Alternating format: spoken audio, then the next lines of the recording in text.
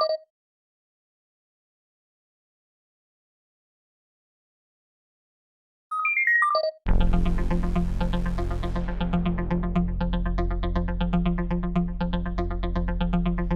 ladies, it's Dannii here and I'm coming with another details video for you this week, and the topic of conversation is muscle and fat. So we're going to go through some of the facts surrounding them, some of the myths surrounding them, and because it is a big topic, I do have my notebook in front of me, so I will be reading from it a lot. Also my laptop, there's that much information, I've had to write a lot. I'm going to try and make it as short of a video as I possibly can. Give you the facts for the things that I think are mostly asked, mostly queried about, what people want to know, and hopefully you'll watch this video and go away with a better knowledge. You'll understand it a little bit more. And if you do have any further questions, you know where I am, just ask away. You've got my email address in the newsletter. So yeah, you can just ask and I will hopefully have the answer for you. I should have the answer for you. So first things first, I'm going to go into the most asked question, queried question, the thing people want to know. Muscle weighs more than fat. Okay, we're going to go there. We're going to start with that one. Now, spoiler, I'm going to tell you something you probably don't want to hear, or I'm just going to tell you no. So I've got some props. This is going to be our fat, okay? Now let's imagine it's 1 pound of fat. That's what it is. It weighs a pound, it's a pound of fat. This is our muscle, which also weighs a pound, okay? Pound of muscle, pound of fat. Now, if you have, they say weigh exactly the same. The difference is muscle has more density to it than fat does, okay? So it's going to be smaller in size to be the same weight as fat, but they do weigh the same. So if I were to have muscle the size of this, then yes, it would weigh more, but that's because there's more of it, okay? But if there was more fat, it will weigh the same as well. So if you've got a pound of one, pound of other, they're both a pound, it's just the surface area that they take up is different. This is a lot less than this. So if you see a decrease in your body fat, quite a big decrease, you see a decrease in your measurements, but your weight starts to gradually go up, more likely is because you are building up your your muscle. If your body fat starts going up, weight starts going up, inches might start going up, could be because the fat's building up again, okay? So more of this, less of this is what we're aiming for. So they do weigh the same if you have the same amount, it's just this is more dense. Does that make sense? So it's both a pound, less room, more room. That's basically what that is, okay? Now let's go into some more of these facts. So cardio is the only way to lose or burn fat. Again, this is a myth. Yes, cardiovascular training is fantastic for keeping the heart healthy and lungs healthy, as well as helping towards losing weight, towards keeping your body in a good condition. But if your goal is to start burning more fats a bit quicker, then you do need to bring in strength training, because strength training is going to build up that muscle mass, which therefore burns more of the fat and starts to get rid of it. It gets rid of it. It uses fat stores that it has and burns it away for fuel, and then you'll start building up more muscles, burning away all of that fat. And it's proven that 3 sessions of 30 minutes a week is enough to start with this progress. You don't have to go into 4 or 5 hours a day of intense strength training to do it. As long as you are pushing those muscles to be on their limit, you're going to be fine. Strength training is great. 30 minutes, 3 sessions is all you need. Helps to keep that waistline down. That's what we want. Another myth is spot reduction of fat can happen. As I say, it's a myth, it's not going to work. Targeting different muscle groups, however, to build up that muscle mass is good, but it's not going to work for fat loss. It will just work for muscle building, if that makes sense. Or just usage, getting them a bit stronger. Body fat is lost systematically, meaning you lose it all over, not just in one place, okay? The reason why, fat stores triglycerides, and this is a type of fat found in your blood. Got to read this bit now so I don't get it wrong. So when your body calls upon its energy to reserve well, energy reserves, sorry, to be used as fuel, those triglycerides need to be converted into a fuel that your muscles, sorry, are able to then use, and these can enter the bloodstream from anywhere the fat is stored. So it will come from any part of the body. You can't choose, the body just does it and just starts using it. So if you try and lose it off your tummy, you think doing 100 crunches a day, all the oblique twists that you can do, it's not really going to work for fat loss. It's going to build up muscles, but it's not necessarily going to work for fat loss. I'm sorry. We need to be working all of those muscle groups, moving the whole body. Yes, add in a bit more of the ab workout, but you've got to be making sure that you're moving all of your body. Another one that I hear a lot, and a lot of the time kind of as an excuse, and I don't think we should use it as an excuse, and that is fat gain is inevitable as we age. Okay, so yes and no with this one. So age-related weight gain is typically centered around the middle, especially for us women. It's just how it is.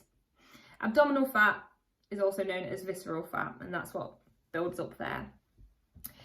And it begins to settle in around the age of 40, okay? So it is true that when we age, our metabolism does slow down, body fat increases, but gaining weight because of age isn't inevitable. It isn't, that's it, it's just gonna happen, tough, I can't do anything about it. That's not the case. It just means that you need to kick things up a bit. You've got to just put that little bit more work into it, give yourself a kick up the bum and just go a little bit more. This can help. It can stave that weight gain off. It's just about you putting in that commitment, determination, and just doing it, just going for it. And the trick is strength training. Again, we're going back to it, but it really is important, especially as we age. We need to make sure we're keeping that muscle mass in good condition. Sensible diet, cardio, the whole lot, everything mixed together is the important medicine we need in order to not just gain weight as soon as we hit 40.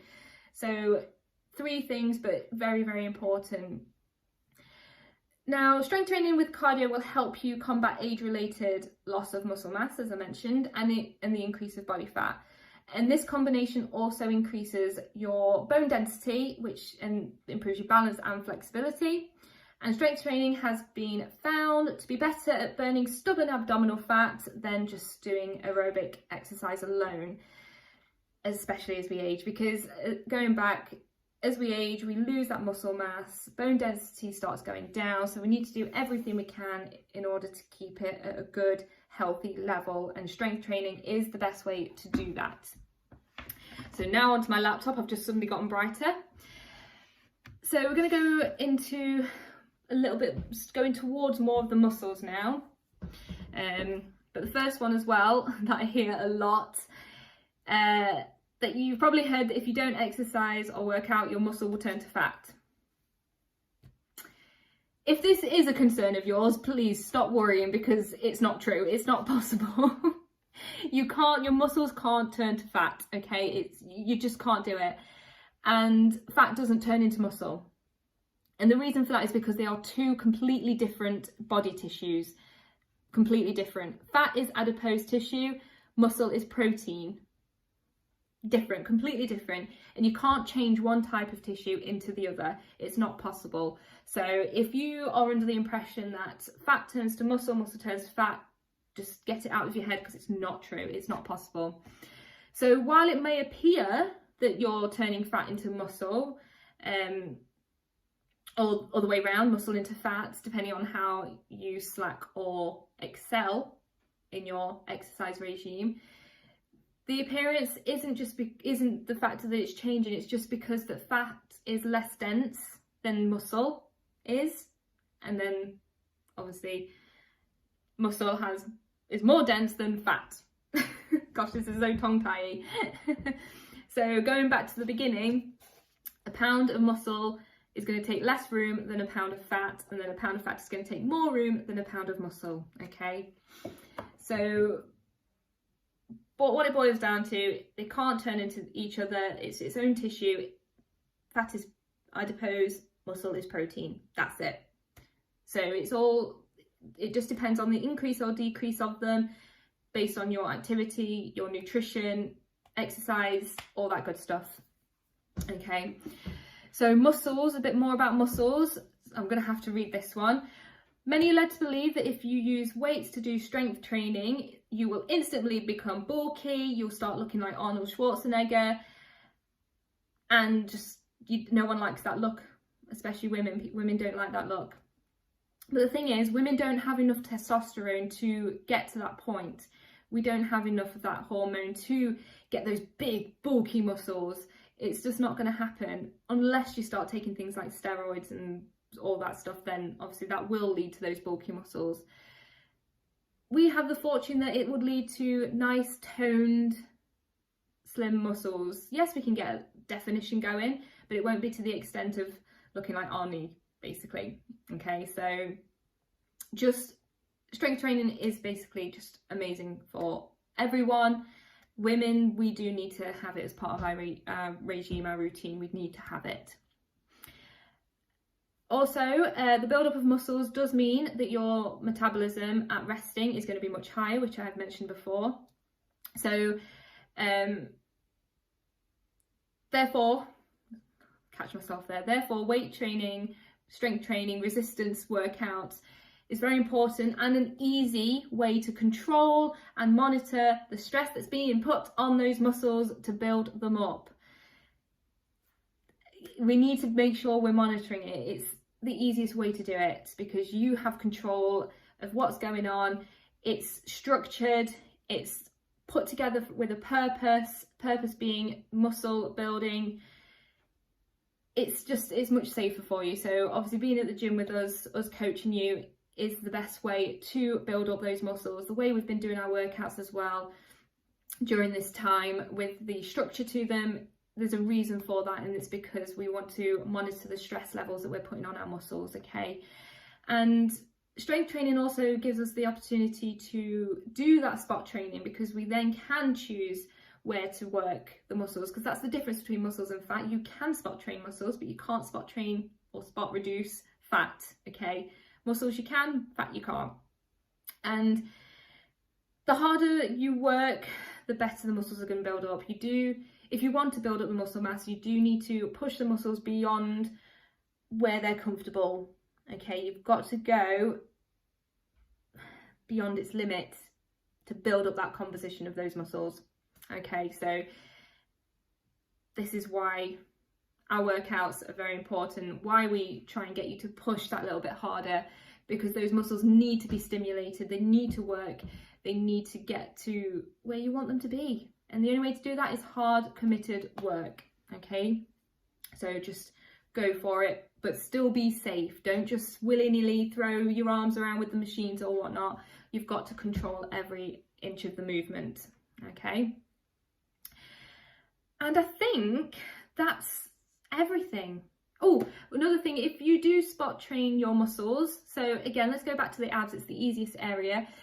You can do everything to get those muscles nice and tight. You could be feeling them, they could be really like solid, but then you might have a thick layer of fat over the top, and that's where that spot training for fat is gonna not work. That's where you need to make sure you're doing everything else you need to do to start burning away the fat. Again, it's your body's decision where it starts taking it from. You just have to be committed and continue with your routine, and don't be discouraged, okay? You don't have control of where it's being taken, but you do have control to keep going, to keep being committed and just doing what it is you need to do, okay? So that's why we have our coaching sessions to make sure we're keeping you on track, helping you with what you need to do. But then at the end of the day, it's about you taking away that information and just going with it and doing the things you know you need to do, okay? Now, I know that was a little bit of a information overload and I slipped up a couple of times there. As I say, there's a lot of information and I wanted to make sure I got it right and stumbled. Nevertheless, that's part of who I am. I have to stumble. I'm going to leave that in this one. But hopefully that's covered some of the things you guys probably want to know. If there are any areas that I've missed, let me know. As I say, there's a whole like world of myths and facts out there about both fat and muscles, and some of them I just avoided because I just thought they're a little bit too obvious. I think people would know that they're myths, I would hope. But I like to think I've covered the most asked and the most wanting of knowing them. Not, I don't know. It's been a long day. But yes, so as I say every time, if you do have any other topics you want me to cover, let me know. Pop me an email. I want to know what it is you guys want to know about. I'm trying to cover the bits that I know pop up from interaction on Facebook, from our Zoom socials, but sometimes things can get missed. So if you let me know, that would be great. And yeah, until the next one, I do have more ideas if you guys don't send any more over just yet. But if you guys do send me any, they will be my priority, because that's something that at least one person is desperately wanting to know. And chances are there's probably going to be 50, 60 other people that want to know that. So send them over. Okay then, ladies, hopefully you enjoyed this. I need to go and have a good cup of tea, help my throat. And yeah, until the next details video, bye.